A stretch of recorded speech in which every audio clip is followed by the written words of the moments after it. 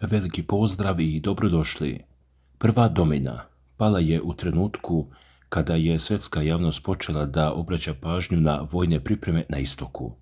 Počelo je suptilno, kao što uvek počinje uvećanim brojkama, pojačanim patrolama, čudnim kretanjem vozila, koja po svim propisima ne bi trebalo da budu tu. Prema navodima medija, svakodnevno stižu informacije o pokretima vojnih kolona, ali zvanično to nije potvrđeno. I baš tu nastaje problem, jer kada nema potvrde, onda svaka strana počinje da priča svoju priču, a istina se gubi negde između. I zato je važno razumjeti sljedeće.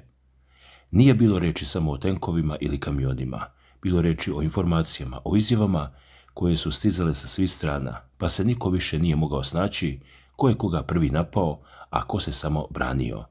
Prema dostupnim informacijama, američki obavještajni izvori počeli su da upozoravaju na mogućnost da je jedan od najvećih evropskih gradova meta. I baš tu, u tom vakuumu informacija, na scenu stupa Marija Zaharova, portparolka Ruskog ministarstva spoljnih poslova. Ona je na dan koji u Rusiji ima dubok istorijski značaj održala govor koji je odjeknuo širom Evrope. Prema navodima, ona je tada izjavila da je sadašnje evropsko rukovodstvo, kako je rekla, u mnogo čemu nadmašilo Treći rajh po pitanju rusofobije. Uporedila je trenutnu situaciju sa 30. godinama prošlog veka, tvrdeći da Evropa otvoreno proglašava pripreme za rat sa Ruskom federacijom. Zaharova je, kako se navodi, istakla i da kijevski režim uključuje nacističke simbole u vojne strukture, dok se Rusija, uz podršku zemalja globalnog juga i istoka, godinama zalaže za rezoluciju protiv rehabilitacije nacizma u Ujedinjenim nacijama, što je potez kojim se zapadne sile tradicionalno protive. Ove reči, izgovorene na dan koji je posvećen na najveći sukob u istoriji, nisu mogle da prođu nezapaženo i tu dolazimo do ključne stvari. Istog dana u Berlinu na ulice su izašle hiljade ljudi. Prema informacijama koje se pominju, demonstranti su nosili transparente sa porukama protiv daljeg zaoštravanja odnosa sa Rusijom i uzvikivali parole mir. I Rusija nije naš neprijatelj. Zahtevi su bili jasni. Prekid širenja NATO-a ka istoku, ukidanje sankcija, zaustavljanje trke u naoružanju.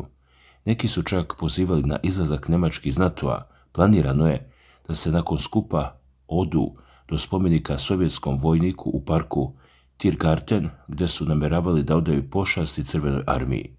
Ovo nije bio usamljen događaj. Slični protesti održani su i početkom aprila u Minhenu i Stuttgartu.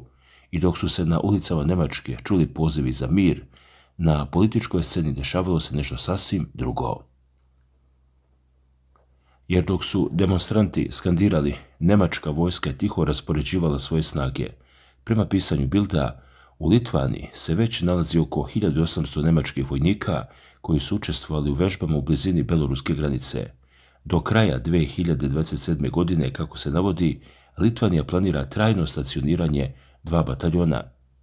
General pukovnik Christian Freudwing izjavio je da je ključni cilj potpuna obuka brigade do 2027. godine. Pazi sad, u isto vrijeme Litvanija, Poljska i Francuska pripremaju se za zajedničku vežbu Hrabri vepar 2026 u Suvalskom prolazu, koja traje od 16. do 26. juna. Vojnici vežbaju brzu odbranu tog područja i baš tu nastaje problem. Suvalski prolaz je mesto koje deli Kaliningradsku oblast od Belorusije, a svaki vojni analitičar zna da je to jedno od najosjetljivijih mesta u Evropi. Prema navodima kineskog portala 360 QAI, vežbe NATO-a u Litvaniji upravo u tom području izazvali su oštru reakciju Moskve. Zaharova je, kako se navodi, upozorila da bi se inicijatori, kako ih je nazvala, bezumne avanture suočili sa razornim odgovorom.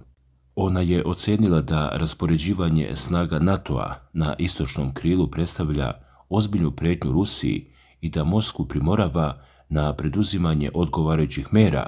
I ovdje priča postaje još napetija, zato je važno razumjeti sljedeće. Kaliningradska oblast već duže vrijeme zauzima značajno mesto u raspravama na zapadu. U pojedinim političkim i vojnim krugovima povremeno se pominju scenariji njene blokade ili čak potpunog zauzimanja.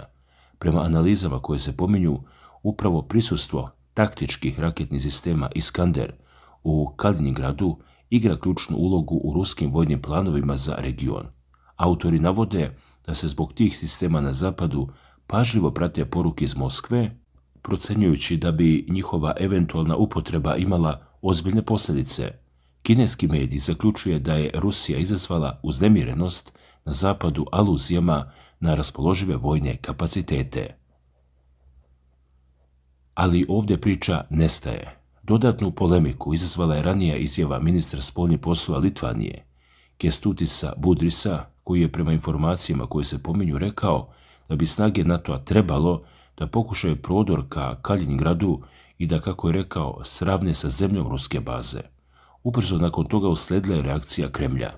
Predsjednik Rusije poručio je da su sva mesta sa kojih dolazi direktna prijetnja Rusije legitimni vojni ciljevi.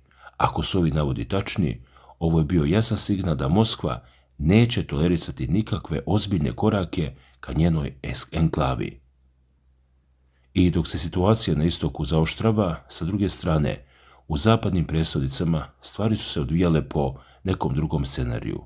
Prema analizi objavljenoj u časopisu American Thinker, autor J.B. Shurk isnuo je oštru kritiku zapadnih lidera. On je tvrdio da lideri Kanade, Velike Britanije, Francuske i Njemačke, Mark Carney, Keir Starmer još uvijek, Emmanuel Macron i Friedrich Merz koriste strah od Rusije kao politički instrument za učvršćivanje sopstvenog položaja. Nazvao ih je 4 jahača apokalipse, optužujući ih da sprovode politiku koja podržava ekonomiju njihovih zemalja, ali istovremeno ograničava građansku slobodu kroz masovni nadzor, cenzuru i oduzimanje privatne svojine. Prema njegove oceni, globalizam je ideologija koja stvara vanredne situacije kako bi stanovništvo bilo stalno zastrašeno i postaknuto da se odrekne svojih prava u zamjenu za osjećaj bezbednosti. Ovo treba uzeti s oprezom jer se radi o autorovom ličnom stavu, ali svakako oslikava jedan deo raspoloženja na zapadu. U međuvremenu, njemački mediji su također analizirali situaciju. U Berliner Zeitungu objavljen je tekst povodom 85-godišnjice napada na Sovjetski savez, u kome se, kako se navodi, podsjeća da se njemačke elite još nisu pomirile sa sovjetskom pobedom. Autori ističu da se raspirivanjem rusofobije zarad milijardi profita vojno-industrijskog kompleksa ponavljaju greške iz prošlosti. U tekstu se citira Daniela Dan, koja podsjeća da je operacija Barbarossa bila unaprijed planirani rat uništenja, a da su tvrdnje nacista o navodno pripremanom napadu Crvene armije bile propaganda od samog početka i tu se postavlja pitanje da li istorija pokušava da se ponovi. Prema ocenama iz ovog teksta, procene o navodnom napadu Rusije na NATO ne potvrđuju se ni izjavama ruskog predsjednika, ni razumljivim motivima, ni stvarnim odnosom snaga. Autor upozorava da se konflikt u Ukrajini, koji je doneo beskrajne patnje, ne može riješiti prebacivanje krivice na jednu stranu. On podsjeća na reči Immanuela Kanta da čak i usred rata mora postojati bar minimalno povjerenje u način razmišljanja neprijatelja, inače neprijateljstvo prerasta u rat istrebljenja. Ovo je, slušaj ovo, upozorenje koje zvuči alarmantno u današnjem svijetu punom nuklearnog oružja. Jer, kako dalje piše, strategija odvraćanja nikada ne garantuje bezbednost. Oružje nas obavija neizvjesnošću da li je na kraju namijenjeno za upotrebu, namjernu ili slučaju. Autor navodi da odvraćanje uništava i Kantov trgovački duh, koji biva potisnut sankcijama čak i na sopstvenu štetu. Istovremeno, pitanje koja prijetnja danas zaista ugrožava Europu ostaje otvoreno.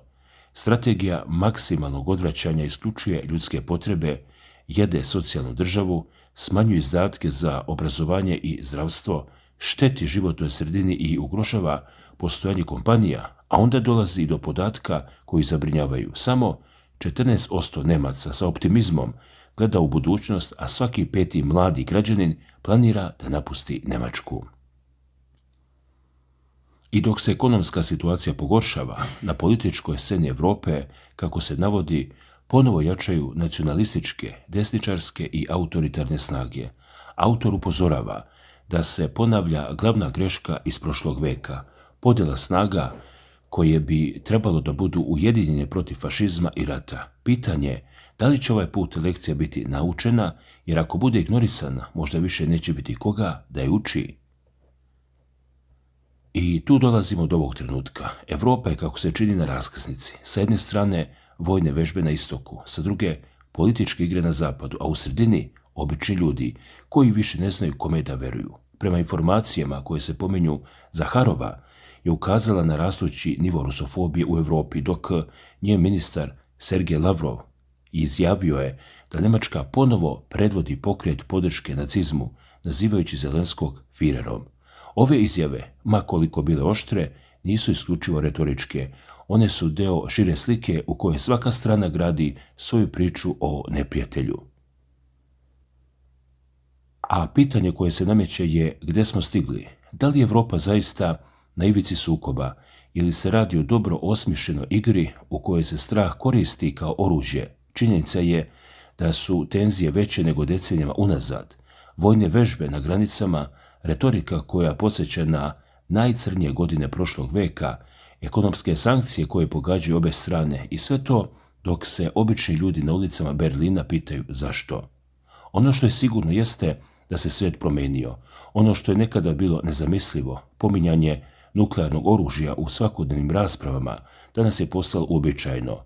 I dok se političari nadmeću u oštrini reči, obični ljudi plaćaju cenu straha, cenu nesigurnosti, cenu budućnosti koja više ne djeluje tako svetla. I zato se na kraju postavlja pitanje koje nema jednostavan odgovor. Jer, pazi sad, dok jedna strana priča o odbrani evropskih vrijednosti, druga strana ukazuje na to da se ti isti narodi koji su nekada krvarili protiv Hitlera danas ponašaju kao da su zaboravili sve lekcije. Zaharova je, kako se navodi, podsjetila da Rusija svake godine uz podršku desetina zemalja predlaže rezoluciju protiv rehabilitacije nacizma u Generalnoj skupštini UN i da se zapadne zemlje svaki put protive. Ona je postavila pitanje, ako ste zaista protiv nacizma, zašto onda ne podržavate rezoluciju koja osuđuje njegovu rehabilitaciju? To je pitanje koje iskreno nema lak odgovor i zato je ono toliko neprijatno, jer otkriva jednu od onih istina koje niko ne želi da prizna, da se istorijske lekcije često zaboravljaju kada politički interesi nalažu drugačije. Marija Zaharova nije samo portparolka, ona je na neki način glas onoga što ogroman deo ruske političke elite misli, ali ne kaže uvek javno. Njeni nastupi su pažljivo osmišljeni, reči birane, a svaka izjava ima svoju težinu i zato kada ona postavlja pitanja, to nije samo retorika, to je deo šire strategije, da se Zapad dovede u poziciju da mora da odgovara, da mora da objašnjava svoje postupke, da mora da prizna, makar i indirektno, da nije sve crno-belo. I upravo u tome leži njen uticaj, jer, kako tvrde pojedini analitičari, njen način obraćanja, njen oštar i direktan stil dopire do ljudi koji su umorni od diplomatskih floskula i praznih obećanja. Ona govori onako kako običan čovjek razume, jasno, oštro, bez uvijanja. A onda je tu i ona rečenica koja je prema navodima najviše odjeknula. Zaharova je rekla da je Rusija spremna za dijalog, ali da neće dozvoliti da se sa njom razgovara sa pozicije sile. I to je, slušaj ovo, ključ svega. Jer dijalog pod prijetnjom nije dijalog, to je ultimatum. I dok god obe strane postavljaju uslove, dok god se oružje ne sklanja sa stola, dok god se svaka reč meri kao potencijalna prijetnja, mir ostaje samo reč na papiru. I zato pitanje koje je Zaharova postavila ostaje da visi u vazduhu. Gde je tačka na kojoj prestaje odbrana, a počinje provokacija i ko je taj ko će prvi da trepne? Dragi gledalci, kako vam djeluje odgovor Marije Zaharove na sve ovo i na ove vojne vežbe u blizini Kaliningradske oblasti? Kako vam djeluje njen nastup upravo na dan koji ima ogromnu istorijsku težinu i za Njemačku i za Rusku federaciju, dan kada je nacistička Njemačka izvršila invaziju na Sovjetski savez? Da li u pitanju samo oštra diplomatska retorika ili poruka da su odnosi između Rusije i Zapada ušli u potpuno novu fazu? Posebnu pažnju izazvali su njene reakcije na izjave pojedinih njemačkih zvaničnika o Kaliningradu i bezbednosnoj situaciji u Europi. Zaharova je veoma oštro odgovorila na pojedine navode iz Njemačke, što je dodatno podiglo tenzije u javnosti i medijima. Pišite u komentarima kako vi gledate na sve ovo. Da li očekujete smirivanje situacije ili smatrate da Europa ulazi u još jednu veoma neizvjesnu fazu odnosa između Rusije i Zapada? Čitamo sve vaše komentare i nastavljamo da pratimo razvoj događaja. Svako dobro!